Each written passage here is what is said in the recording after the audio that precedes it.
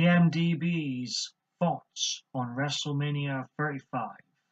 Started off with the return of Hulk Hogan to WrestleMania. He got a pretty decent pop. Fantastic seeing Hulk Hogan back. We wouldn't be talking about wrestling today, WrestleMania, if it weren't for the legendary, the immortal Hulk Hogan. Fantastic start to the show, and Alexa Bliss is just thought I'd mention that. First match was Brock Lesnar versus Seth Rollins. Pretty quick match.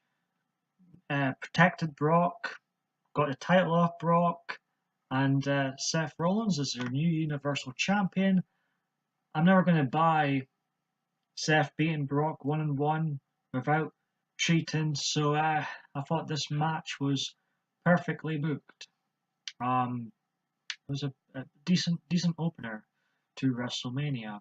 AJ Styles versus Randy Orton was okay. There was nothing going on in this match that made me want to care about it, but there was a couple of good spots in the match, some good wrestling, and AJ Styles went over.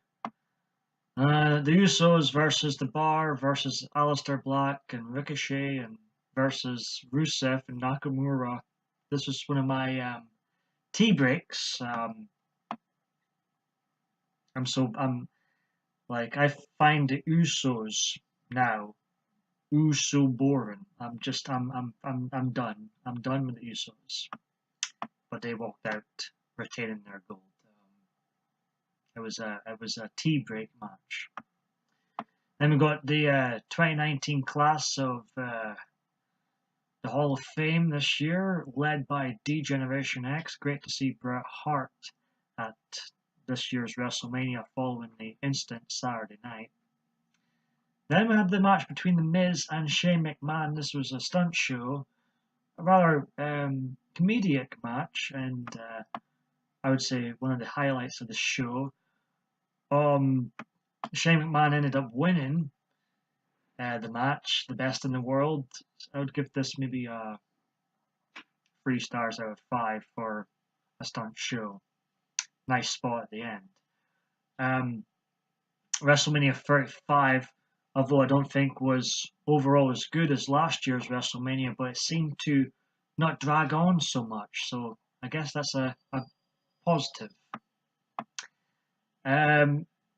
Beth Phoenix and Natalya took on Nia Jax and Tamina against the Iconics and Sasha Banks and Bayley for the women's tag team titles.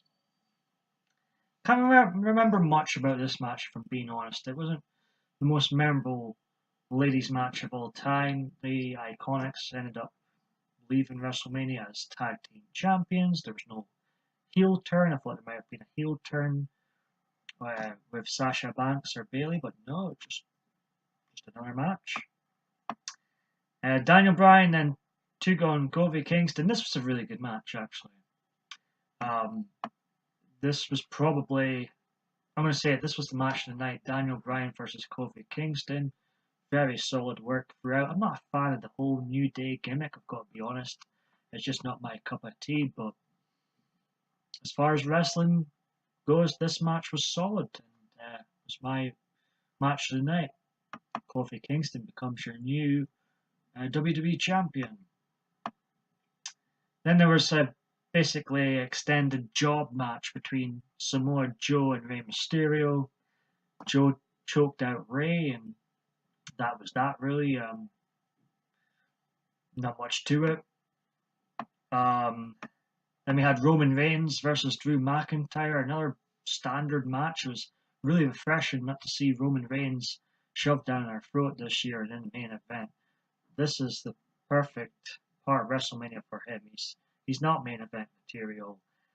I'm sorry, but when you headline WrestleMania 4 years in a row and are still not over, then, you know, what more can WWE do? So this is a perfect spot for Roman Reigns.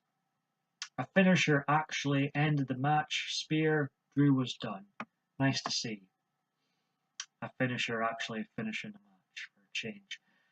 Elias came out in what was as far as moments go, apart from Hulk Hogan returning at the start, that was a great start to the show, in my opinion. I know the politically correct wrestling fans they would have loved this show throughout. I haven't read any reviews of this show, but I can understand the politically correct who can't forgive or forget type fans. But they forgive Steve Austin and others who have done far worse than Hogan. But anyways, Hogan gets a raw deal, in my opinion. Not to excuse anything he said in the past, not at all. But if I were, one of those fans in the crowd holding up the man sign in the main event, I could imagine this was their perfect WrestleMania. This had ticked all the social justice warrior boxes, this WrestleMania, for them. Apart from Hogan at the start of the show, they would be flaming furious with Hogan at the start of the show. So Elias had a segment. Thugonomics. John Cena came out to Thugonomics, his old theme, and I guess turned heel. It was very refreshing to see.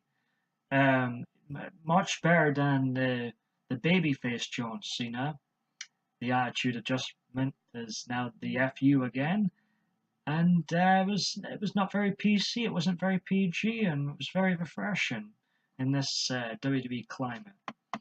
So he came out. I knew he was coming out as soon as they were showing clips from old baseball games of the past and Babe Ruth, who I'm not familiar with at all, but I understand that Babe Ruth is the greatest baseball player or the most famous baseball player of all time, right? And in WWE's eyes, John Cena's the greatest ever, so I knew this was his cue for him to come out, but I was entertained by his little rap, and it was quite a pleasing sight, his heel turn. About 10 years too late, but then was, oh god, the Triple H versus Batista. I was dreading this match. There was a couple of, in fact, the spots that some people would deem as good, I just thought was gross. And it was a very slow paced match, slow to get to spots, and I'm no Triple H fan, and I'm not a big Batista fan either. It was just very slow, and I did fall asleep. This was the match I fell asleep during. I woke up, and Triple H got his revenge for WrestleMania 21. Fantastic. Moving on. Then we had Kurt Angle's underwhelming retirement match, farewell match, putting Baron Corbin over.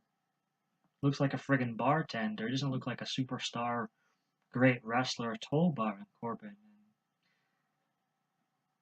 I thought there was going to be some sort of interaction with maybe John Cena or Steve Austin or The Undertaker one last time with Kurt Angle, but no Undertaker at the show for the first time since 2000. No Steve Austin, and this was a very underwhelming send-off for one of the greatest wrestlers of all time, Kurt Angle. This was another tea break match for me was Bobby Lashley against Finn Balor. Finn Balor went over. I was making tea during it, so I didn't see much of it, but I knew not much was going to happen. It didn't go on for too long. Finally, we get to our first ever women's main event of WrestleMania. And to be honest, this deserved to be the main event. This was the most compelling matchup going into WrestleMania 35 for me. I thought for the build-up, Ronda Rousey and Charlotte and Becky Lynch, from what I've seen, have all been fantastic. And however, I'd give this maybe a 3.5 stars out of 5, if I'm being honest. I think this was slightly disappointing, but still quite solid throughout.